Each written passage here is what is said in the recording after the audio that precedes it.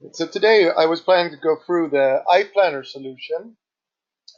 The iPlanner planning solution is cloud-based, so I have now gone to a web browser, and I'm going to log into a bike demo as myself.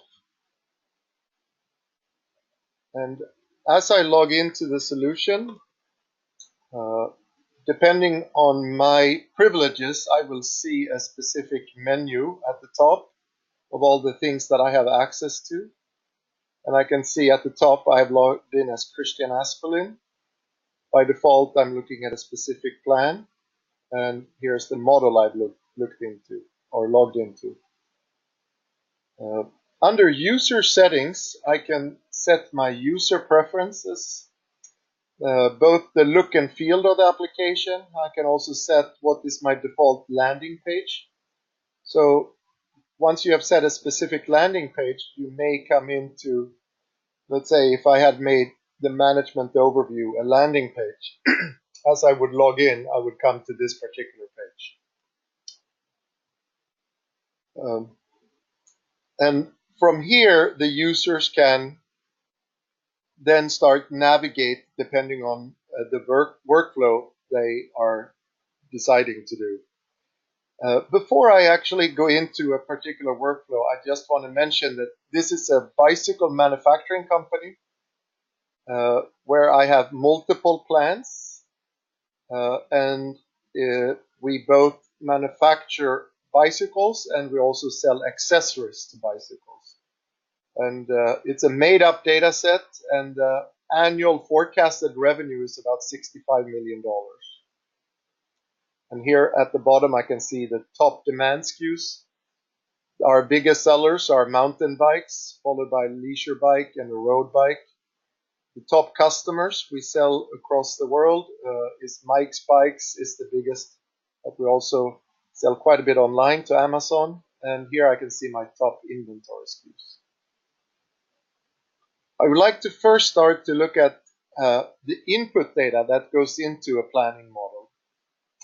The input data consists of both the master data, what is my item master, customer master, resource master. We also then have things like a bill of material and a routing master that specifies the structure of the manufacturing process, as well as the routing the process that we manufacture. I'm going to go ahead and select the site item attributes. That is the place where we can specify at any given location for an item how it's being sourced, what the safety stock parameters should be, and things like the lot sizes and other planning parameters. A few general things about iPlanner is in all of my screens, I can go ahead and import and export from Excel or CSV, or I can decide what fields I want to see. So there are multiple fields that I may have that are not visible. So if I want to bring up the item type here, I can just click the item type and that will add it to my grid. I also have, right now I'm in a default mode. So if I want it to be in an edit mode, I can click the edit button and edit directly in the screen. So I can go in here for this particular item and say my safety stock days here, I want to be 21 days and save it. If I want to go into a split screen mode, I can click on a preview mode. And I'm going to go ahead and do that. And I'm going to select the record and leisure bike here. Then it allows me to see the different drill downs I can do from this record. And I'm going to go ahead and select the network. This will allow me to see how the input data actually automatically creates a sourcing network that is used by the planning solution.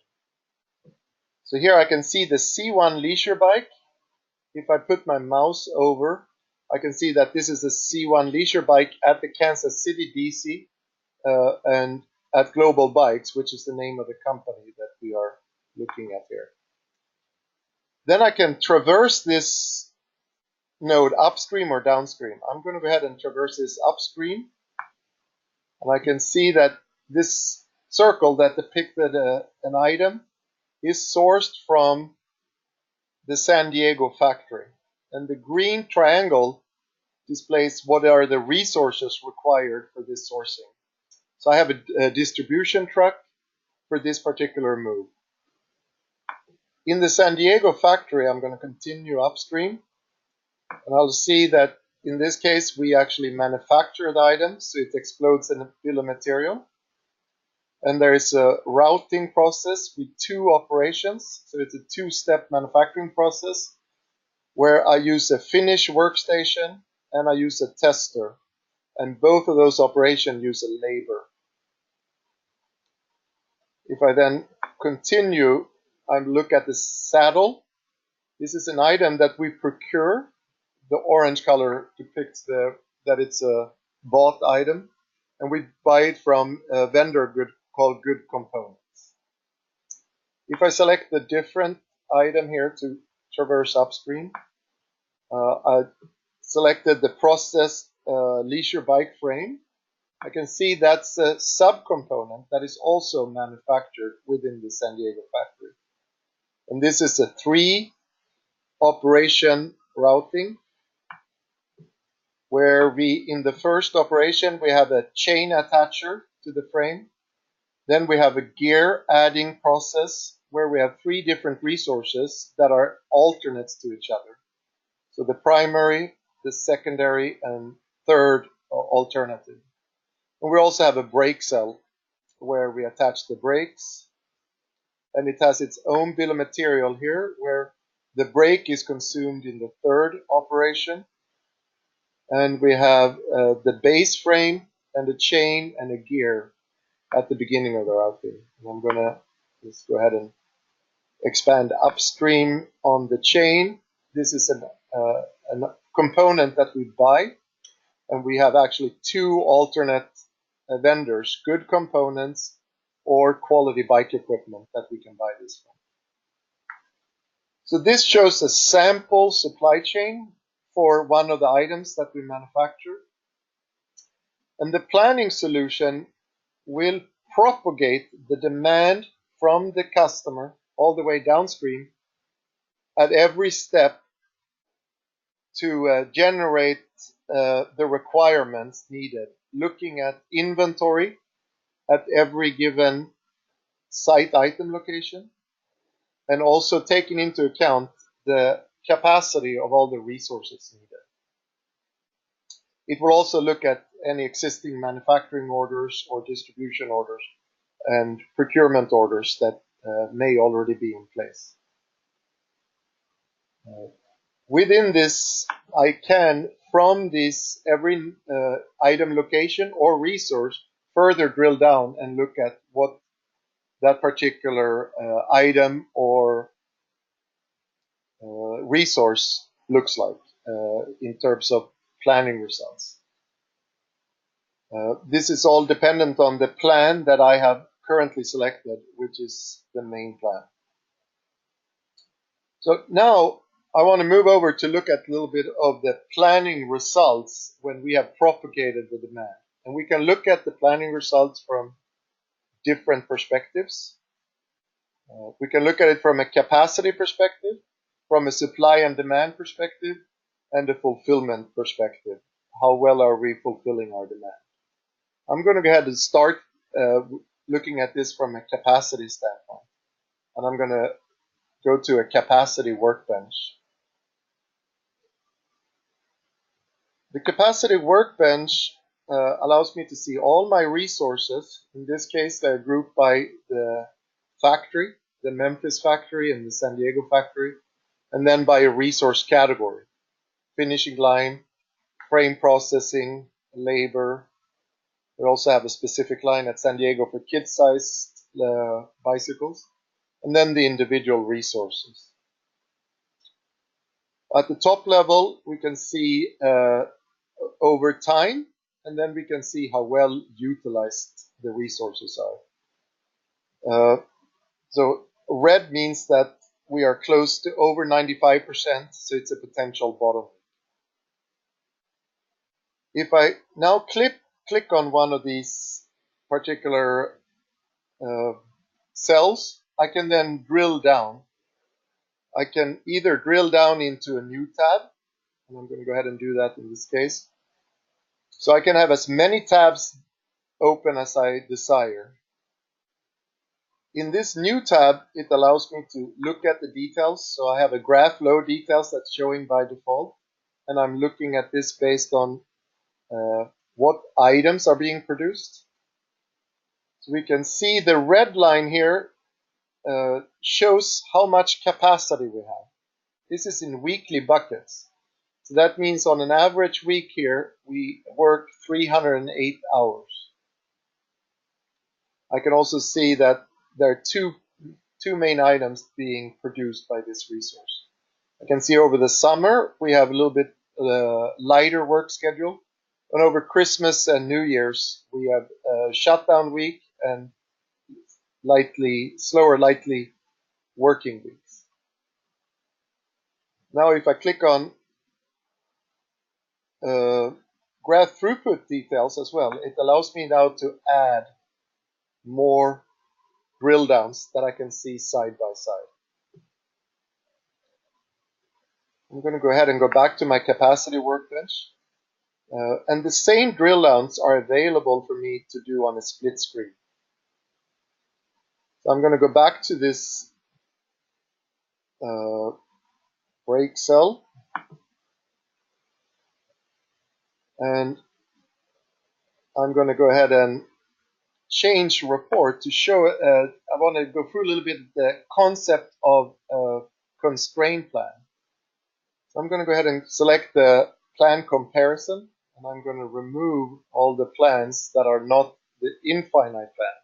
So I have another plan where I didn't constrain the capacity, which means that I am allowing the plan, the loads, the bars to go over my capacity. And you can see at certain points here, we have spikes in demand that are higher than what our capacity is. So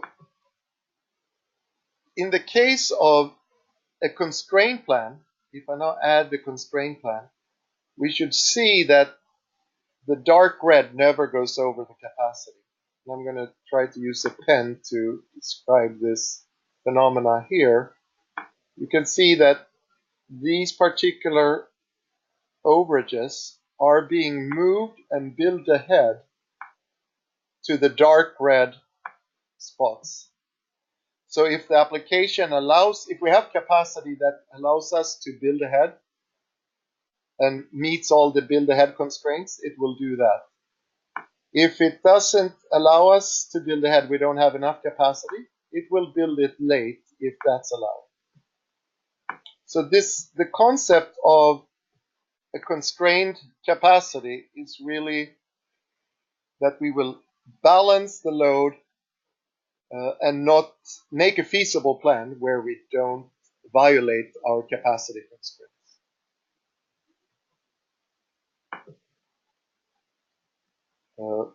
I'm going to go ahead and erase my drawings.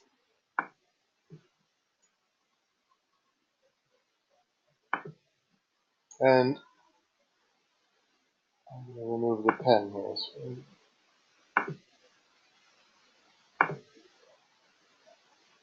From the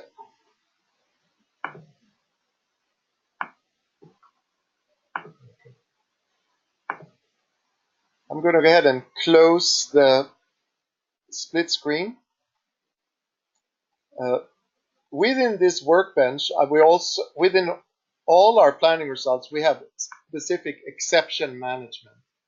So, for example, if I just want to see on all the resources that we see as bottlenecks at one point in the plan, I can go ahead and select the bottlenecks resource or the bottleneck filter. And it will show me that these are the main bottlenecks in our plant.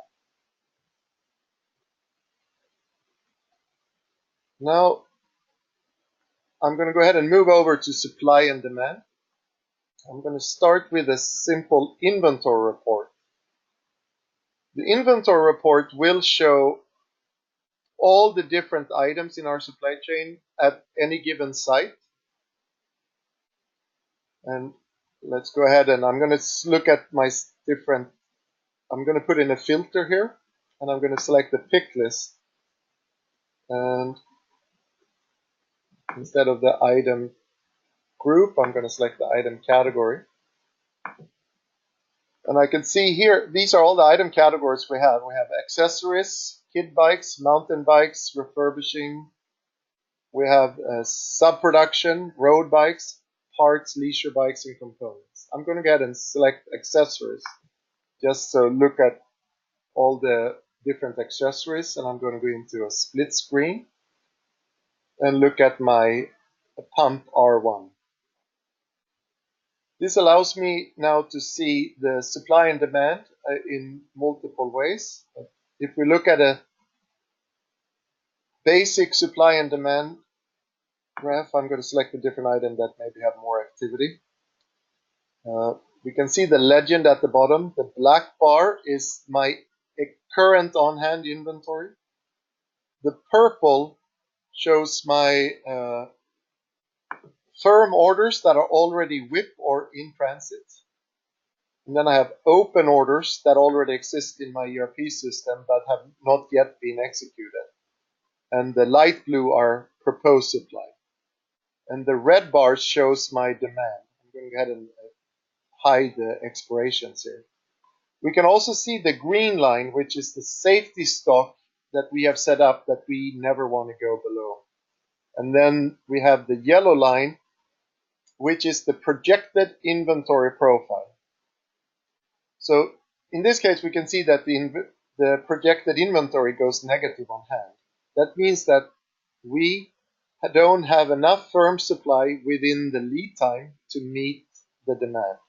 The first time we can generate a new proposal is at this point.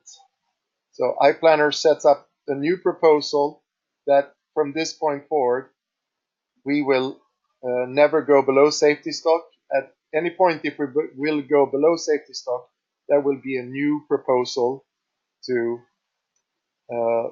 make us go up to the safety stock.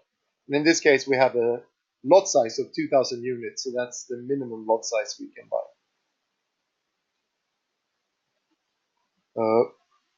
We can also look at this information from different perspectives. So let's say if I wanted to look at this instead of units based on dollar amounts, I can change the unit of measure to see what is my initial on hand, what is my average projected inventory, what is my average weekly demand, and I can do the same to the graph. This may be used if you are in an industry where you use cases or weight to normalize everything when you compare certain items. But in this case, I'm looking at this in monetary information. We can also then go through an exception workflow. So if I want to find any problems, any items that have stockouts, I can select this particular selection and I can see all the different items that have stockouts. And I can see what is the maximum stockout, the number of stockouts within the year, and when is my first stockout. So any questions so far?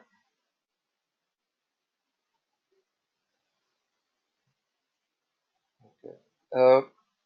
If I want to drill down and change any attributes to this item while I'm looking at plan results, I can go to my side item attributes or sourcing options to specify or edit information that I see that I may want to change. In this case, the lead time was 200 days for this item for the pump D41. And if I go back to my supply and demand graph, we can see that we have firm supply, the dark blue quite far out, and I have a few proposals.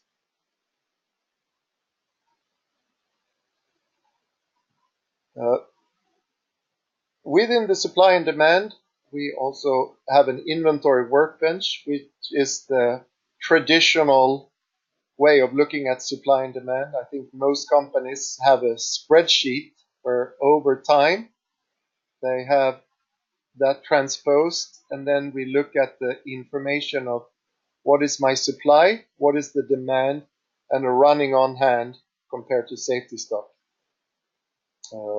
And if you have shelf life, the expiration quantity as well. From here, if I want to look at the details, I'm going to go ahead and go to the details for a specific week of the 326 for the pump R1. If I want to look at the details of all the supply and demand just in that week, I'm going to go ahead and select a different option to drill down in a pop-up window.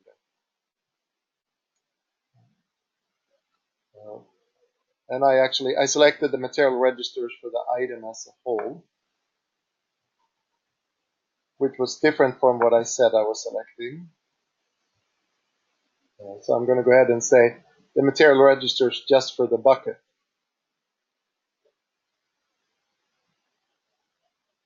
So then I can see that we have all the supplies. We have two true supplies making up 2,000 and 2,000. So that's a total of 4,000 of proposed supplies. And I have all the different demands. And here I can see these are sales order. I have 4 firm sales orders. And I also have the number of forecasts that we are for demand for this particular week. And I can see my running on hand within the week.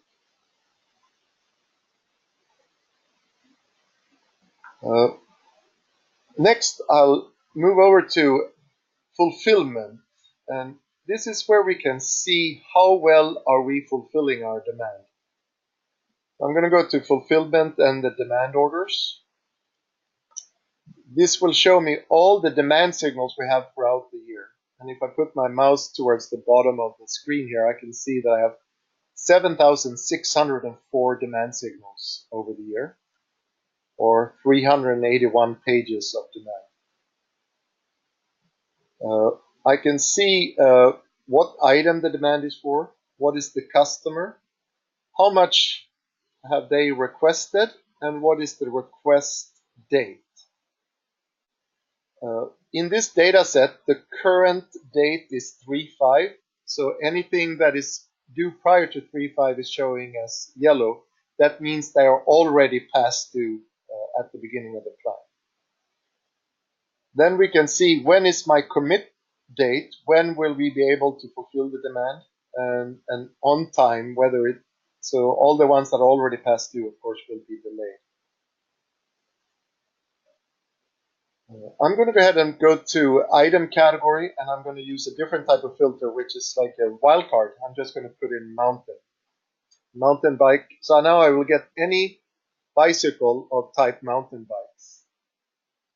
I can see I have an MX8, an MX1, MX2. These are different models of mountain bikes. I'm going to go ahead and do a split screen. We go to second page here.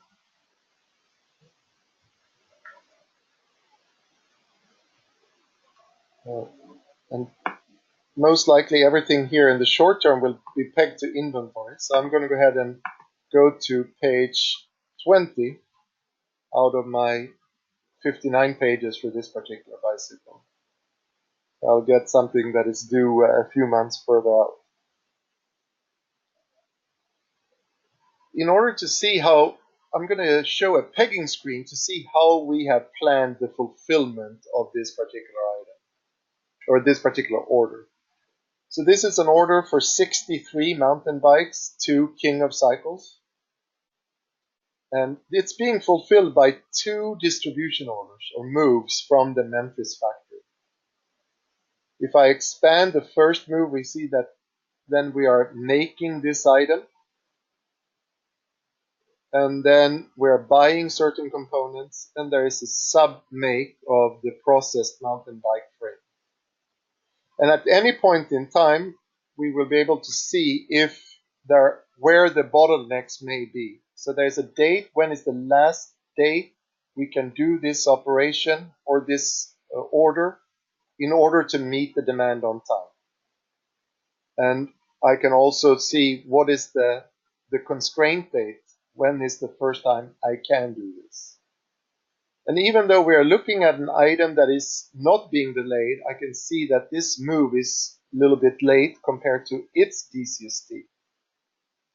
But that may be because the move is used for safety stock as well.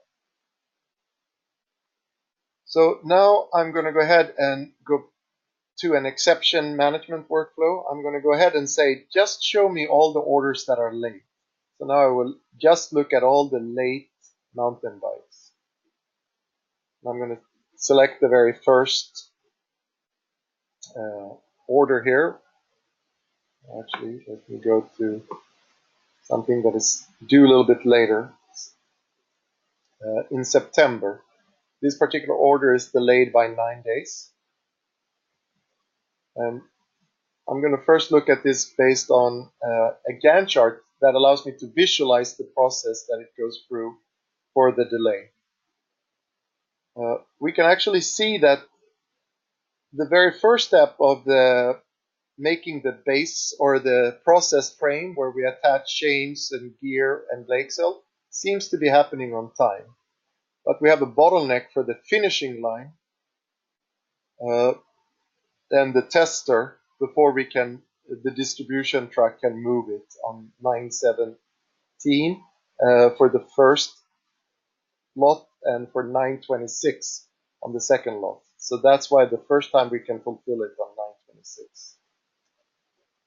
For all the sales orders, we keep root cause analysis of why it's being delayed. So I'm going to go ahead and select the reason codes for this delay.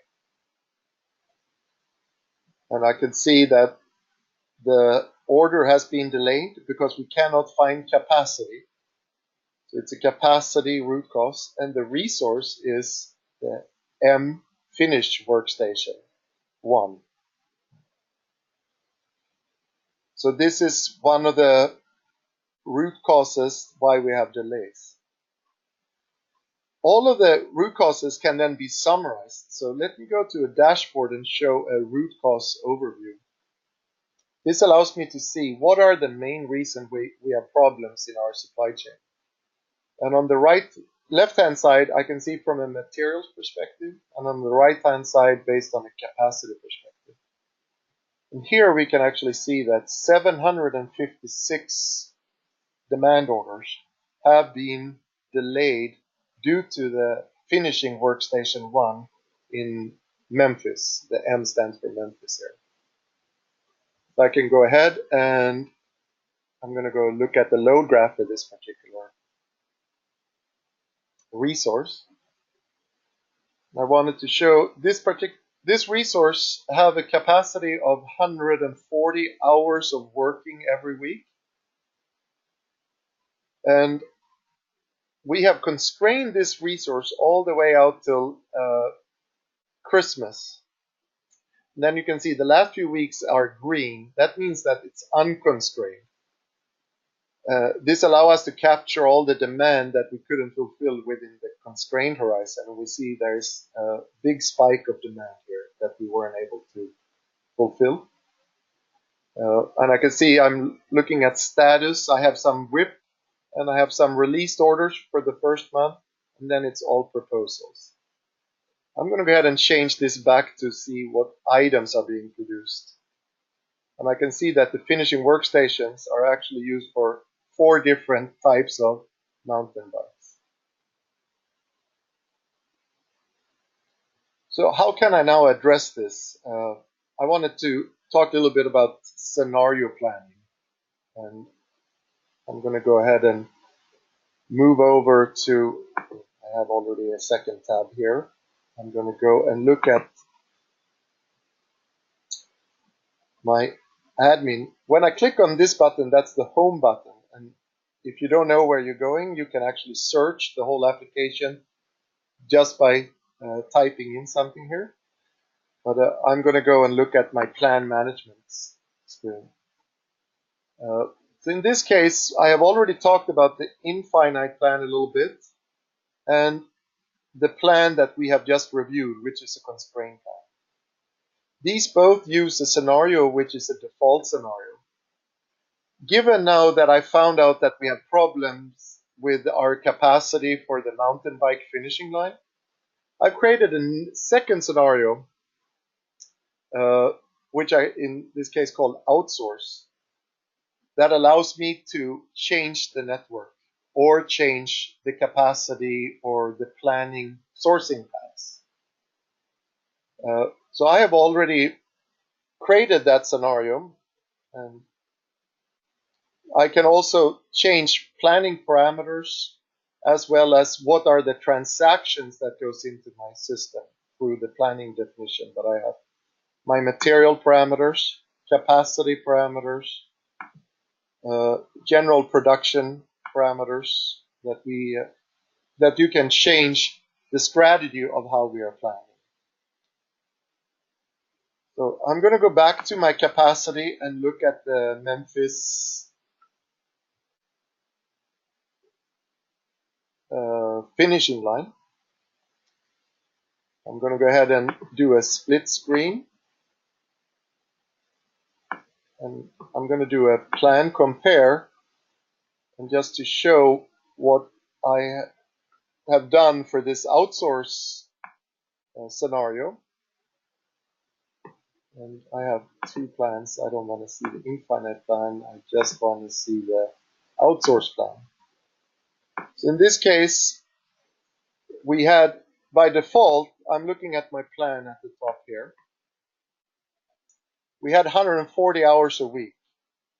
If we were able to acquire a second finishing workstation within 5 months' time, so remember right now it's March in this data set, I've added that we would add a second finishing workstation by mid-July, which allow us to now take advantage of all of this capacity. And I'm going to go ahead and look at the dashboard to do a plan comparison or fulfillment overview between these two different scenarios. So this dashboard allows me to compare my 4 different plans. So I have my original plan that we have looked at, where the forecast was $65 million, 7,587 demand orders, and we had almost $6.5 million being delayed by an average of 12 days in that plan. Now I can see in the outsource plan that I've created, we have reduced almost 6 million, or reduced it by $5.5 million of delays. When I select on a plan, I can see the details below. So right now I've selected the default plan. I can see my demand profile by the different customer categories. We can see that we have customers in Americas, Asia, and Europe with a big spike over Christmas. Also smaller spikes at the beginning of the summer and the end of the summer. If I look at the same information from a product category, I can see that we have accessories, kid bikes, leisure bikes, mountain bikes, refurbishing bikes, and road bikes. And mountain bikes being the biggest one, which is the orange, followed by the road bikes, which is the red. In the bottom 2 panes, I can see my on-time fill rate, both based on dollars, units, or complete orders. And I have a little bit of problems here in the short-term weeks where I'm hovering between 90 and 100%. Then throughout the summer, we're at 100%. But towards Christmas, we are going down to a 71% fill rate in this original plan. On the right-hand side, I can see a bubble chart where we have forecasts, which is the blue bubbles, and sales orders, which is the gray bubbles. The height of the bubble is the dollar amount being delayed. So I can see that we have almost $3 million being delayed in December. And the size of the bubble shows how late they are. So in this case, they're on average 10 days delayed, whereas in April, you can see my average delay is 32 days. So the bubble is bigger, but it's a much smaller amount of only $72,000. I'm going to go ahead and select my outsource plan and see how this compares. And once I have my outsource plan, I can see that nothing really changed in the short term because I only added a capacity 5 months down the road. So I can see that I don't have any long-term fulfillment problems. And the last time I actually will have any delays is now in June, where I have problems with only $51,000 worth of delays.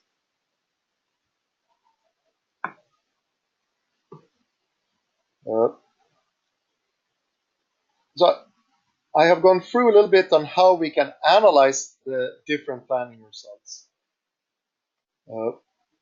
What is very important for users is actually to have a workflow that drives what are the actions that I need to take. So I'm going to go ahead and look at messages. The action messages is something that the system goes through after generating a plan and say, here are all the things we need to do to be able to meet the plan. So the action messages, if I going to go and show the filter of the different types of action messages that we have. So for all the orders that we have, the system will figure out if they needed to be moved earlier or later.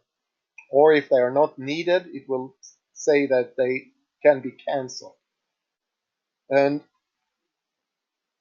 a critical expedite means that we have to expedite an order, otherwise our customers will be affected. If it's just an expedite, that means that it's just a safety stock violation. And then there could be new and expedite or place a new and critical expedite. That means that the new order is within the lead time. So for that, I'm just going to go ahead and select my critical expedites, new and expedite, and refresh the data. From here again, I can do a split screen, and I'm going to look at my leisure bike. I can see I have a work order number that needs to be expedited, and this action really should be taken 25 days ago.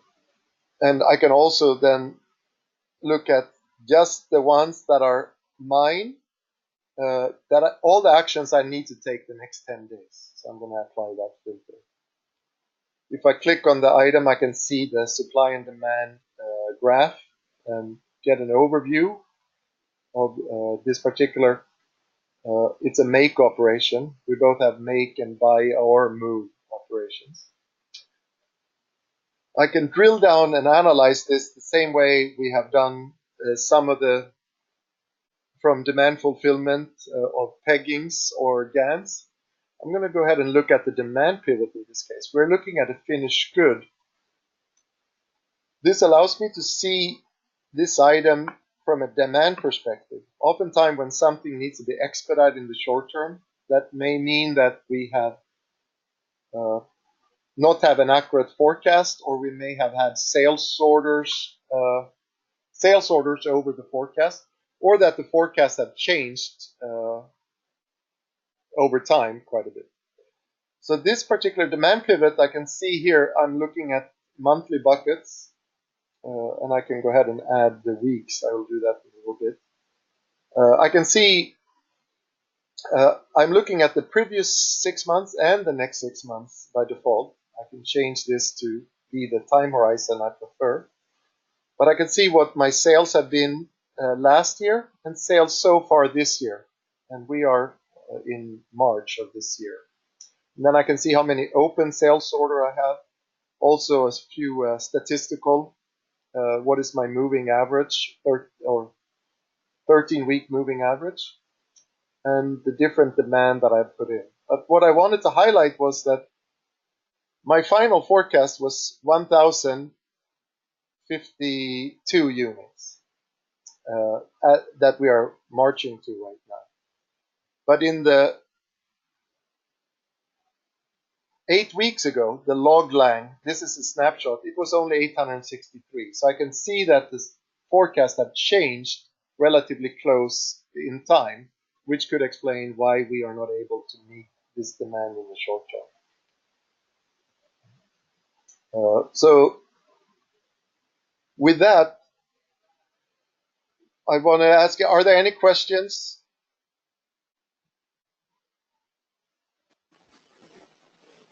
Christian, I had a question. Yes.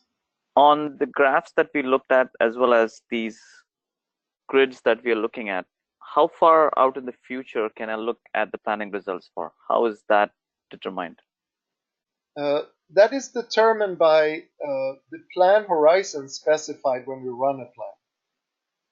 So in this case, we have a 1-year plan in weekly buckets, basically rolling 52 weeks. But that can be changed to be how many weeks that is desired. If that answers your question. Yes, it does. Thank you.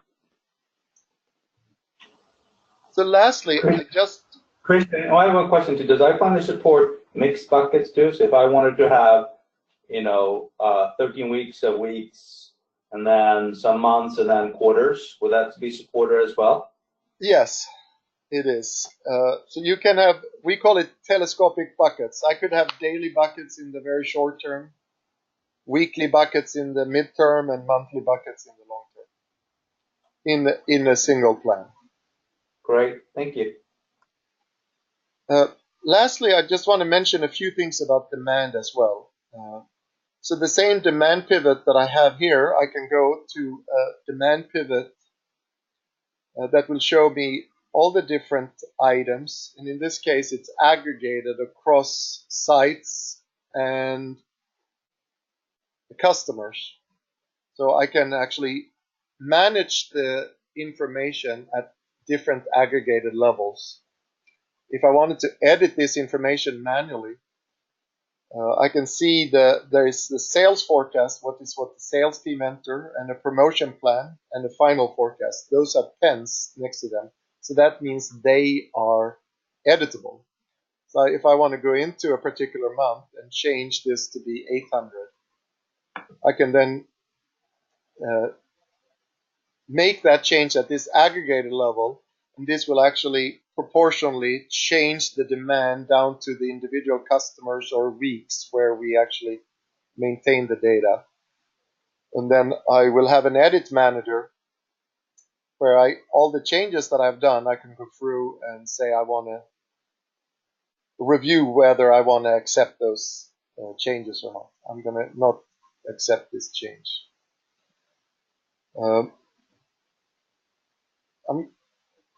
So for the demand planning, we both have the workflows for manual maintenance and demand management, as well as statistical forecasting. And that's when I look at the information here, we are looking at both some of a best pick forecast as well as a moving average. We also have some sales enter data, promotion plan, and we have a final forecast. The final forecast is what's being used by the supply plan. And that can be set up to be used certain measures based on rules, or an individual can decide whether it's used the statistical or the human forecast. So I'm going to go ahead and go to the site item summary for demand. That will show me every customer and fulfillment point and item. I'm going to go to a split screen and look at Again, the highest selling item here is the Pump R1 for Amazon. Is the customer. And if I look at this by default, I can see the previous 12 months and next 12 months. I can see what is my historical sales in the green bars. How many open sales orders do I have? So we are in March of 2018. I can see my historical sales forecast, my promotion plan, and also a best pick forecast, and what is my final forecast, and what is a 13-week moving average. If I wanted to look at, let's say, this in weekly buckets instead, I can change the granularity of how I look at data. So iPlanner statistical forecasting, we use what we refer to as a revised sales as an input. So the lighter green bar here is a revised sales, and I will talk a little bit more about that down the or next. In this case, we have used 4 different statistical models: a moving average, a single smoothing model, a double smoothing model, and a triple smoothing model to generate forecasts for the remaining months of the year. And I'm going to go ahead and select the different item here. And sometimes you can see here it highlights the triple exponential smoothing take seasonality into account. We can see there's a seasonality for June for this particular lock. I guess before summer, people want to buy locks so they can lock their bikes, but we can see historically there's seasonality of every June and early July or July there is a spike in demand. So in this case, most likely the triple exponential smoothing would be the right model to select as a best pick, which the system will do automatically based on the forecast error. The revised sales can be dealt with either manually or automatically. If you do it automatically, what iPlanner is using a Bollinger Band to identify outliers. And if you're outside the yellow or the red line, then that could mean that we bring it into the red line, which is the statistical normalized data. Or you can also review the data where a iPlanner can highlight what may need to be massaged from an historical sales perspective, depending on if there were stockouts or shortages in the historical sales.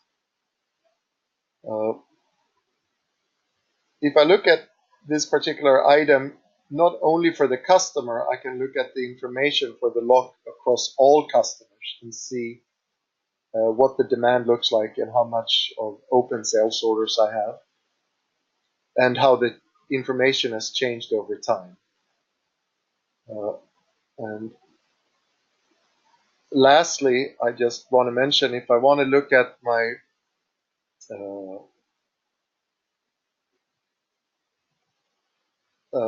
forecast accuracy historically,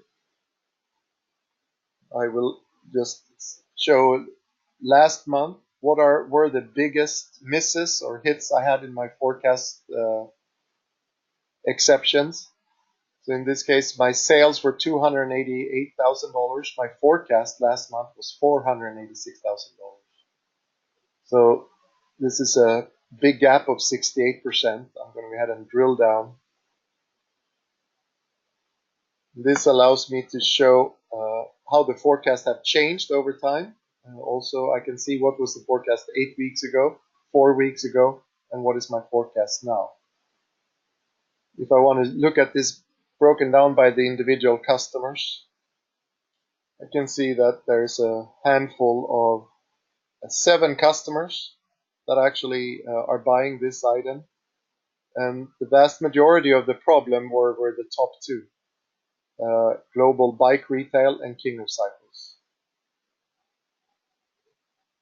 So that is, I think, all I plan to go through to give an overview of the iPlanner advanced planning solution from supply planning to demand planning.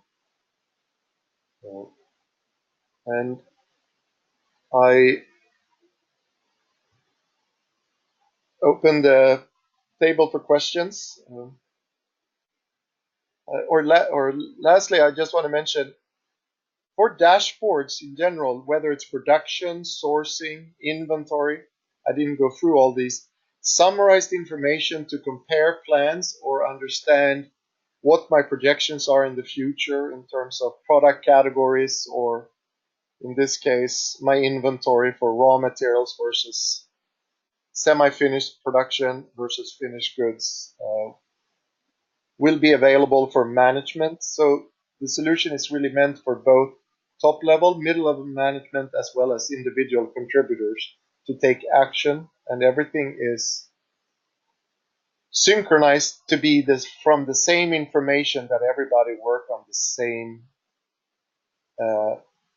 from the same sheet of information, and all the data makes sense together, whether you are making decision at a high level or lower level.